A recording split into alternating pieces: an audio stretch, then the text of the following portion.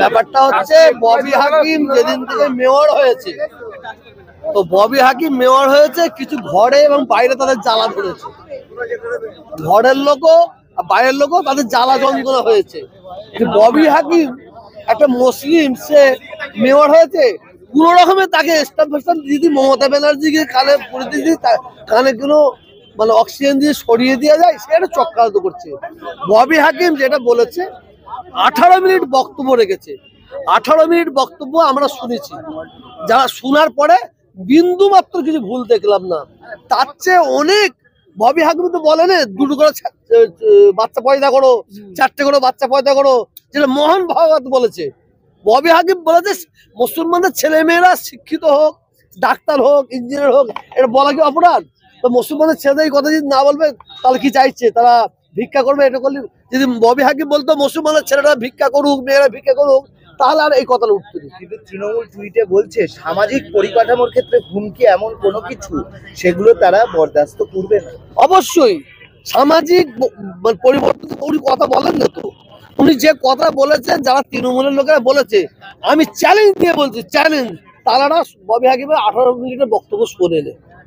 18 মিনিটের বক্তব্য যদি শুনতে হয়, কলিকাতা একটা মহিলাটার নাম ভুলে গেলাম, এত সুন্দরভাবে উনি বুঝিয়ে বলেছেন এবং আমরা দেখেছি, আমি একবারের জায়গায় 6 বার শুনেছি।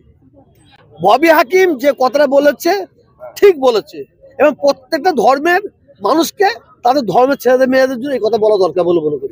আজকে ওয়াকফ বিলের বিরুদ্ধে আপনারা সভা করছেন, অমিত শাহ বলছেন যে ওয়াকফ বিল আমরা পাস করব, কেউ আটকাতে পারবে না। অমিত শাহ বললেই হবে?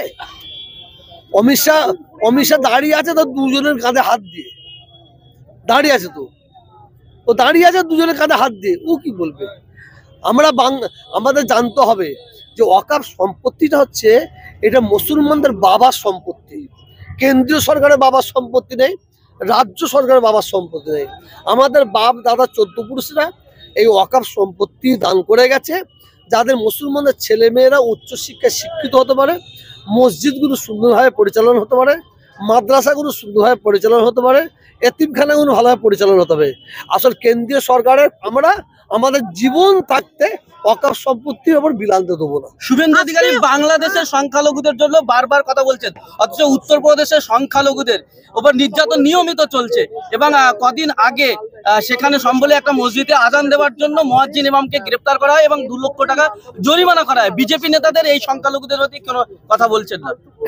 একজন ওষুধ বিক্রি করছে, নকল মালের উপর লেখা আছে নকল হইতে সাবধান।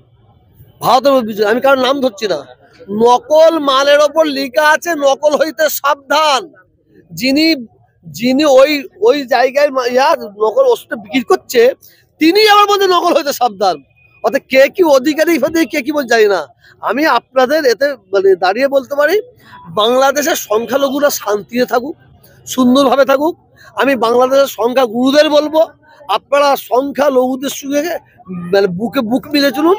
দেখেন, বাংলাদেশেও কিছু অসৎ চরিত্র রাজনীতির নেতা আছে, আমাদের ভারতবর্ষে কিছু অসৎ চরিত্র রাজনীতির নেতা আছে।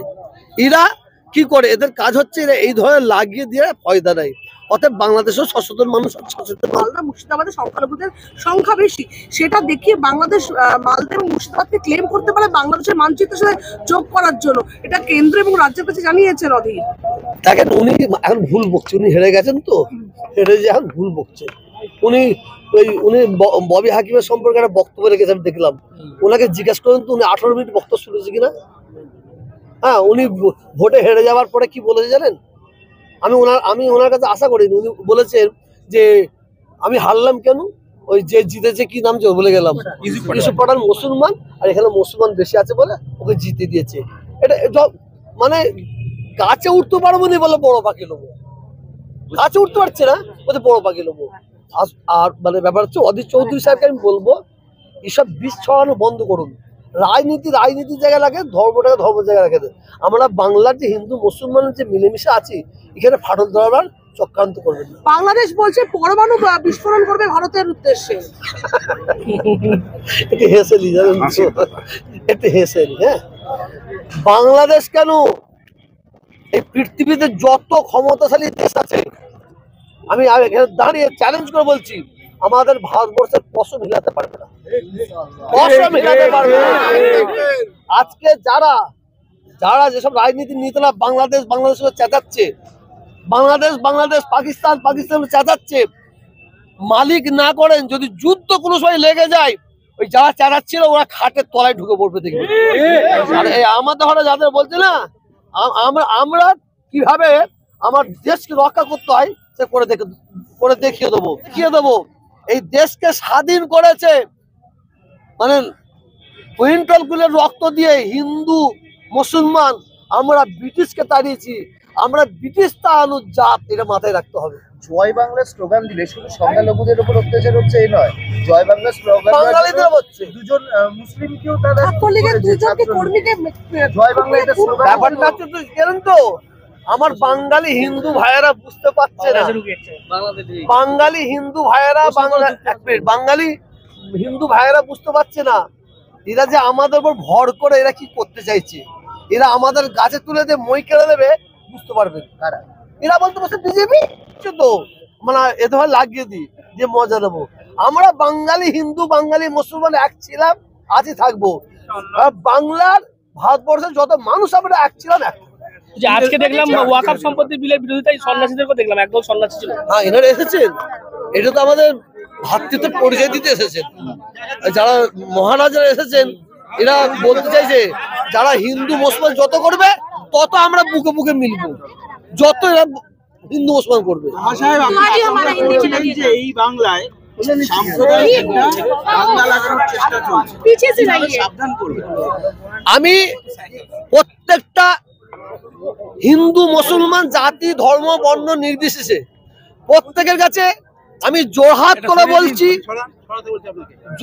বলছি, এত যদি সন্তুষ্ট না হয় আমি ফুরফুরা শিবের একটা ধর্মগুরু হয়ে বলছি, আমি পায়ে ধরে বলছি, এই অসৎ চরিত্র রাজনীতি নেতারা এরা সব সময় হিন্দু মুসলমানের মধ্যে দাঙ্গা লাগিয়ে নিজেদের ফয়দা নিবার চক্রান্ত করছে বলে মনে করি। এবং কিছু গদি মিডিয়া আছে, পাঁচাটা মিডিয়া আছে, যারা কাটির মিডিয়া আছে, এরাও সবসময় দাঙ্গা লাগাবার একটা চক্রান্ত করছে। অতএব আমরা হিন্দু মুসলমান ভাই ভাই মিলেমিশে ছিলাম, আছি, থাকবো, পুরো চক্রান্তে জয় হতে পারবে না। শেষ প্রশ্ন হুজুর, লোকসভায় কেন্দ্র সরকার এক দেশ এক ভোট এই নীতি তারা দিয়েছেন, এই বিল সব শেষে একটা কথা বলবো, আমরা বাংলার হিন্দু মুসলমান আমরা সবাই মিলে দুহাত তুলে ভোট দিচ্ছি মাননীয় মমতা ব্যানার্জিকে। উনি হচ্ছেন আমাদের অভিভাবক, উনি কি করছে আমরা দেখব, আমরা ওনার আবার ছেড়ে দিলাম। আমরা তো ভোট দিয়ে তো ওনাকে আমরা মুখ্যমন্ত্রী করেছি, এবং এমপিরা এমএলএরা কি করে আমরা দেখব। ওই লুকোচুরি যদি কেউ খেলে আমরা খেলতে দেবো না, তার ব্যবস্থা আমরা তাহলে 2026-এ করবো। লুকোচুরি যদি কেউ করে, এমএলএ এমপি বলুন মন্ত্রী বলুন, যে বাংলার মানুষকে লুকোচুরি খেলবো, ও খেলা খেলতে দেবো না। আপনি পার্লামেন্টে প্রতিবাদ করবেন, বেরিয়ে চলে আসবেন, এটা হয় না।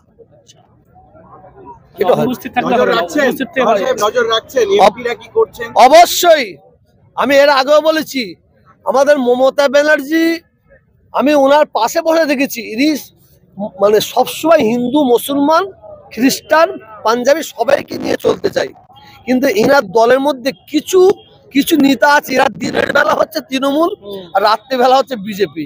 এই মালগুলোকে সরাতে হবে, এই মালগুলোকে সরাতে হবে। হ্যাঁ, আমরা দেখেছি, আমার হাওড়া জেলায় একটাকে দেখছি, আমরা হাওড়া জেলায় হুগলি দেখছি, ও তুমি ভেতর ভেতর করবে আর এখানে বলে ঠিক আছে, ও হবে না। আমরা বাংলার মানুষ এখন আর ঘাসে মুখ দিয়ে চলি না।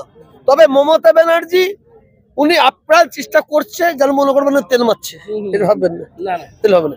আমি বাস্তবটা বলতে ভালো, আজ 34 বছর বামফ্রন্ট সরকার ক্ষমতায় ছিল, তখন আমরা বর্ষার সময় আমরা নুঙ্গিটা তুলে বাড়ি ঢুকতাম, এত কাদা। এই সরকার আসার পরে কি করেছে না করেছে সেটা পাবলিককে জিজ্ঞেস করে বলে দেবে। আর আপনারা ক্যামেরা নিয়ে দেখুন।